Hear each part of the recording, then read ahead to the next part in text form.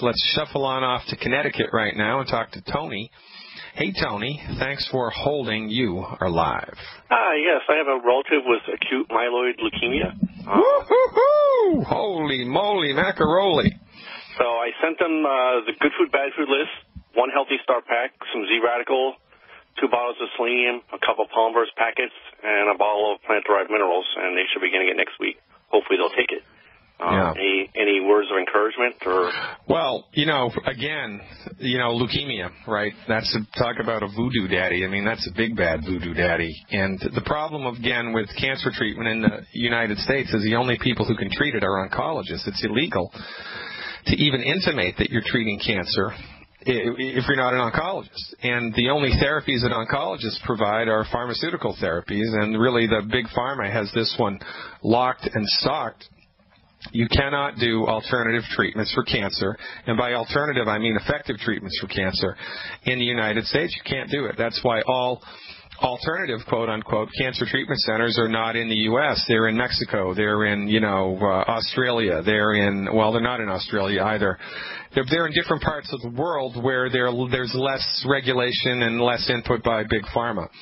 So what I would do is I would encourage them to get my book, or even just if you have my book, you can fax them a copy of the one page in my book that has the 10 questions that every cancer patient needs to ask their oncologist. And so they just need to sit their oncologist down, with a witness, right, and ask the oncologist these 10 questions and get them to answer them truthfully.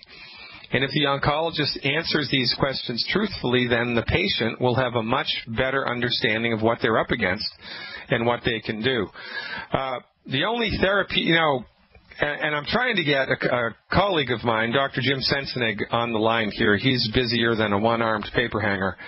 But I am going to dial that in, and we're going to have a long conversation. I might even do the full 2 hours with him and just not take any calls about the evolution of cancer treatment here in the United States, because before chemotherapy came along, there were actually some cancer treatments that were being rolled out by the MDs that were effective.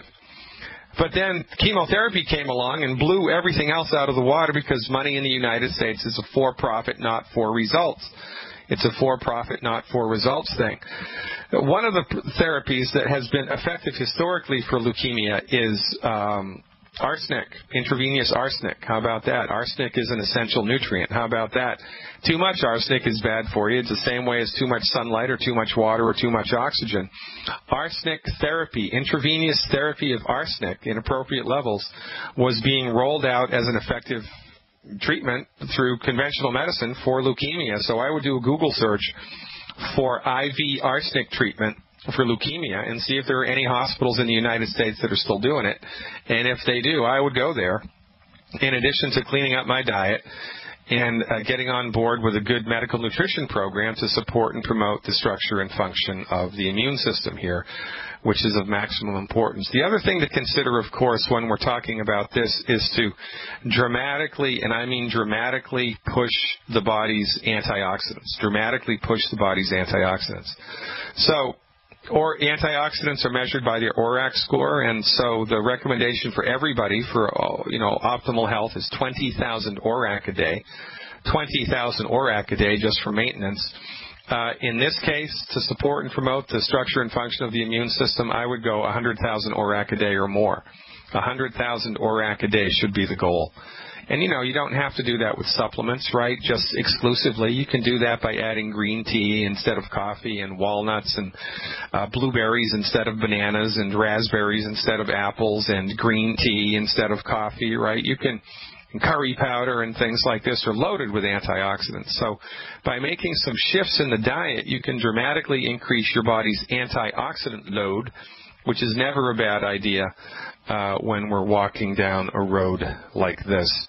Of course, if money isn't a concern, then it's much easier to do it with the supplements. The Triple Treat chocolate has almost 18,000 ORAC per piece, right? The Beyond Tangy Tangerine now, the new stuff has 10,000 ORAC per 2 scoops. So there's more than one way to skin the ORAC cat, but I would max out with the ORAC.